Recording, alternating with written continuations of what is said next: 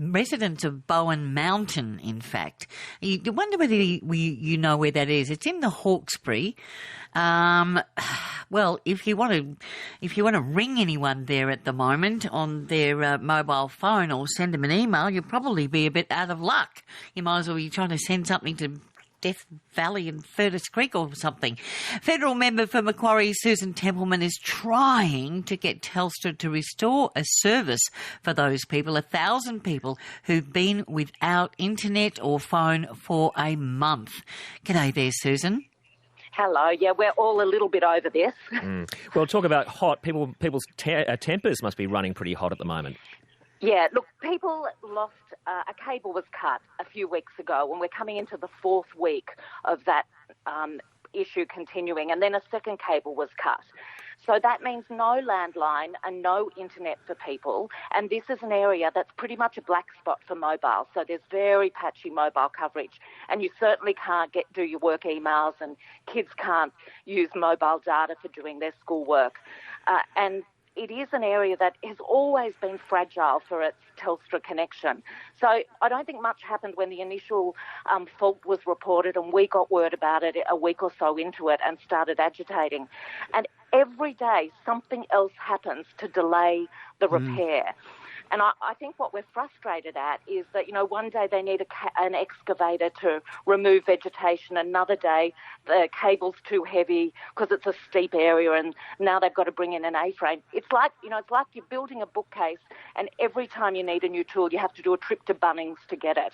It's just been this hopelessly slow repair. And people, look, honestly, the stories are horrific of what people are going through. They have to sit in their car down the mountain towards North Richmond to do emails.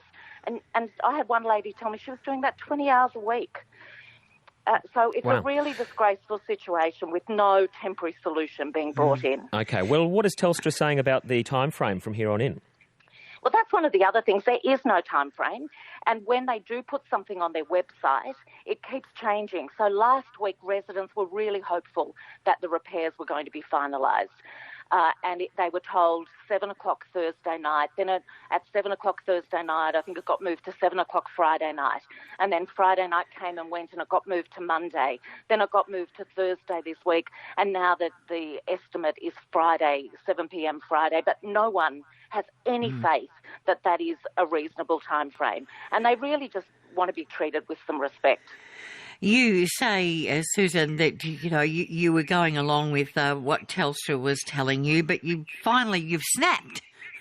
I have. Look, we deal with Telstra issues all the time. They're a private company, but we know they listen to MPs, and we're able to escalate matters.